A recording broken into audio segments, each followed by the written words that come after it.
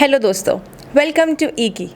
आज के समय में हाइड्रोपोनिक्स के थ्रू काफ़ी लोग घर पर ही खेती कर पा रहे हैं और साथ ही ये टेक्निक कमर्शियल लेवल पर भी काफ़ी सक्सेसफुल साबित हो पा रही है। लेकिन जो लोग इस फील्ड में नए हैं या हाइड्रोपोनिक्स को बेसिक से सीखना चाहते हैं, उन लोगों के मन में हमेशा एक कन्फ्यूजन रहता है कि सिस्टम को बिल्ड कैसे करें, क्या बेसिक रिक्वायरमेंट्स होती हैं या क्या क्या इक्विपमेंट्स चाहिए होते हैं।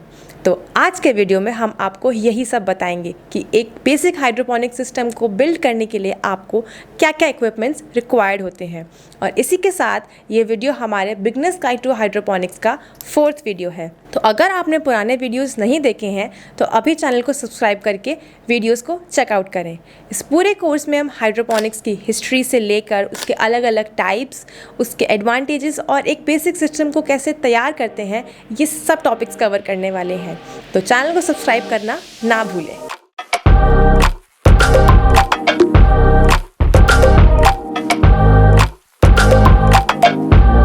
अब बात करते हैं कि जब एक हाइड्रोपोनिक सिस्टम को बिल्ड करते हैं तो 3 बेसिक रिक्वायरमेंट्स होती हैं।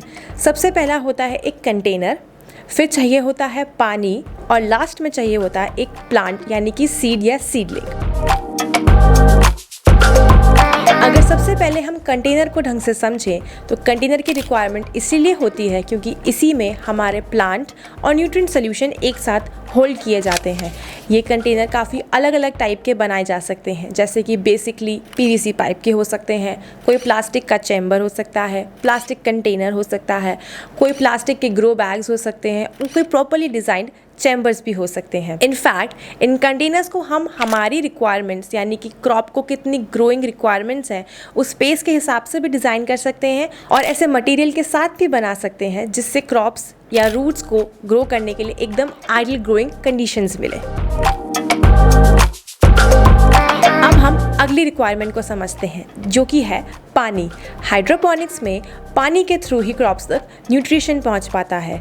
इस टेक्निक में पानी का इस्तेमाल 2 अलग अलग रिजर्वॉयर्स के थ्रू किया जाता है, यानी कि पानी 2 अलग अलग जगह पर इकट्ठा किया जाता है। सबसे पहले पानी को एक कॉमन वाटर कलेक्टिंग टैंक में इकट्ठा किया जाता है जो कि हमारा मेन वाटर रिजर्वॉयर भी कहलाता है, और दूसरा रहता है हमारा फीडिंग टैंक जो कि हमारे कंटेनर्स या प्लांट्स के नज़दीक में लोकेट किया जाता है।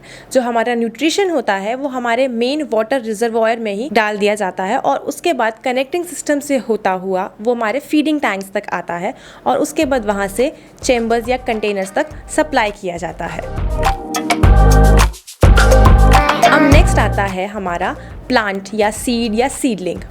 खेती करने की चाहे कोई भी टेक्निक हो, शुरुआत हमेशा बीज से ही होती है, लेकिन हम इस छोटे से बीज को डायरेक्टली किसी कंटेनर में तो नहीं रख सकते। इस बीज को एक सपोर्ट की ज़रूरत होती है या एक ग्रोइंग मीडियम की ज़रूरत होती है। तो अब वीडियो में हम आपको इन 3 बेसिक रिक्वायरमेंट्स के अलावा कुछ सपोर्टिव रिक्वायरमेंट्स के बारे में बताएंगे। सबसे पहले आता है ग्रोइंग मीडियम। ये ग्रोइंग मीडियम का रोल होता है कि ये सीड को इनिशियल सपोर्ट प्रोवाइड कर सके और जो हमने न्यूट्रिशन दिया है वो अच्छे से डिस्ट्रीब्यूट कर सके। हाइड्रोपोनिक्स में 2 तरह के ग्रोइंग मीडियम इस्तेमाल करे जाते हैं, inert and non inert. Inert growing medium के एग्जाम्पल हैं जैसे कि रॉक वूल या पर्लाइट। ये ग्रोइंग मीडियम प्लांट को सिर्फ सपोर्ट प्रोवाइड करते हैं और किसी तरह का न्यूट्रिशन प्रोवाइड नहीं कर सकते हैं। नेक्स्ट आता है नॉन इनर्ट ग्रोइंग मीडियम। इसके एग्जाम्पल हैं जैसे कि कोको कॉयर या peat moss. Non inert growing medium के थ्रू प्लांट्स को सिर्फ सपोर्ट ही नहीं बल्कि कुछ हद तक न्यूट्रिशन भी मिल सकता है, लेकिन नॉन इनर्ट ग्रोइंग मीडियम के थ्रू न्यूट्रिशन सफिशिएंट नहीं होता है, हमें अलग से भी मेन न्यूट्रिशन देना पड़ता है। तो अभी तक के सिस्टम में हमने एक कंटेनर ले लिया है जिसमें न्यूट्रिएंट सॉल्यूशन यानी कि पानी बह रहा है, एक ग्रोइंग मीडियम ले लिया है जो कि हमारे प्लांट को सपोर्ट प्रोवाइड करने वाला है। लेकिन प्लांट को हम डायरेक्टली ग्रोइंग मीडियम के साथ एक कंटेनर में नहीं रख सकते हैं, वो लूज हो सकता है, वो बिखर सकता है। तो यहाँ पर प्लांट को एक ढांचे की ज़रूरत होती है जिसे हम कहते हैं नेट कप या नेट पॉट। तो इस नेट कप में हम ग्रोइंग मीडियम रखते हैं, उसके बाद इसमें हमारा बीज रखते हैं और फिर ये नेट कप हमारे कंटेनर में फिक्स कर दिया जाता है। साथ ही नेट कप और भी कुछ एडवांटेजेस देता है, जैसे कि इसके थ्रू रूट्स को इजीली ऑक्सीजन मिल पाता है और नेट कप का सबसे बड़ा एडवांटेज ये होता है कि हम इसकी मदद से प्लांट को ईजिली कहीं पर भी ट्रांसप्लांट कर सकते हैं। तो इस स्टेज तक आते आते हमने हमारा एक बेसिक फंक्शनिंग सिस्टम तैयार कर लिया है, जिसमें एक कंटेनर है जिसमें हमारा नेट कप में ग्रोइंग मीडियम के साथ हमारा प्लांट रखा हुआ है। लेकिन प्लांट को फोटोसिंथेसिस यानी अपना खाना बनाने के लिए भी लाइट की ज़रूरत होती है, जिसके लिए हम हमारे प्लांट को या तो डायरेक्ट सनलाइट में रख सकते हैं या फिर हम एक आर्टिफिशियल लाइटिंग सिस्टम का भी इस्तेमाल कर सकते हैं, जिसमें हम एक LED सेटअप लगा सकते हैं, उसके साथ एक रिफ्लेक्टर, ताकि प्लांट्स तक इजीली हमारी लाइट डिस्ट्रीब्यूट हो सके। और कूलिंग सिस्टम का भी ध्यान रखना होता है, क्योंकि लाइट से कुछ हीट निकलती है जो कि हमारे प्लांट्स को नुकसान दे सकती है।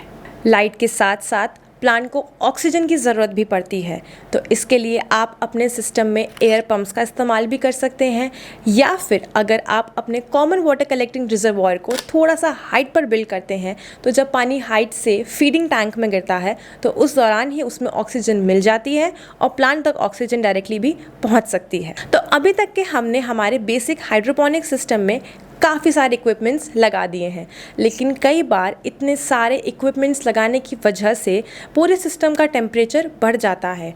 और जहाँ तक है, हाइड्रोपोनिक्स हमेशा कंट्रोल्ड एनवायरनमेंट में ही किया जाता है, जिस वजह से ह्यूमिडिटी भी काफ़ी ज़्यादा बिल्डअप हो जाती है।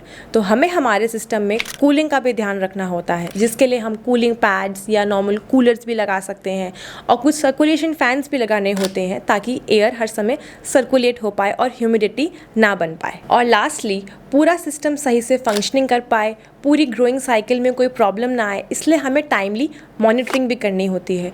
मॉनिटरिंग करने के लिए हम कुछ अलग अलग मीटर्स का इस्तेमाल करते हैं, जैसे कि न्यूट्रिएंट सोल्यूशन का pH मेजर करने के लिए हम pH मीटर का इस्तेमाल करते हैं। उसके साथ ही क्योंकि हम पानी में काफ़ी तरह के न्यूट्रिएंट्स डालते हैं, इस वजह से हमें पानी का TDS यानी कि टोटल डिजॉल्व सॉलिड्स लेवल भी चेक करते रहना पड़ता है। इस वजह से जो पानी का EC होता है यानी कि इलेक्ट्रिकल कंडक्टिविटी, वो भी सही से मेंटेन रहती है।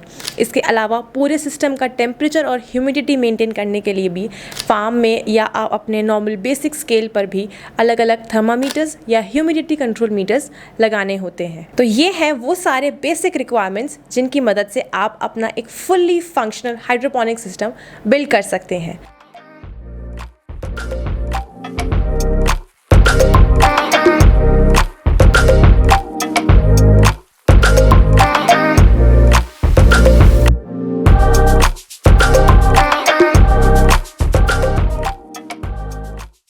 और अगले वीडियो में हम आपको ये बताएंगे कि हाइड्रोपोनिक्स सिस्टम कहाँ कहाँ पर किस किस तरह से अप्लाई हो रहा है। और अगर आप हाइड्रोपोनिक्स एज अ फील्ड के बारे में और ज़्यादा जानकारी लेना चाहते हैं तो अभी चैनल को सब्सक्राइब करें। Until then, stay tuned and keep learning with Iki. Bye.